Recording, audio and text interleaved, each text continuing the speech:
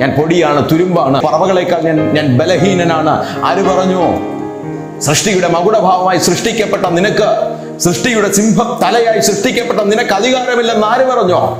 സകലത്തെയും വാഴുവാനും സകലത്തിന്റെ മേലും സകല അധികാരവും ദൈവം നിന്റെ മേൽ വെച്ചിരിക്കുകയാണ്. ആ നീയാണോ പൊടി? ആ നീയാണോ പറവ? ദൈവത്തിന് ഏറ്റവും വിഷമം തോന്നിയ കാര്യം എന്തെന്നറിയുമോ? കർത്താവ് ഇങ്ങനെ പറഞ്ഞേ, അക്ഷയനായ എന്നെ, ക്ഷയിക്കാത്ത എന്നെ ഈ മനുഷ്യർ ക്ഷയിച്ചു പോകുന്ന വൃക്ഷങ്ങളോടും മരങ്ങളോടും കല്ലുകളോടും ഉപമിക്കുന്നു. ഇതാണ് അവന്റെ വിഷമം.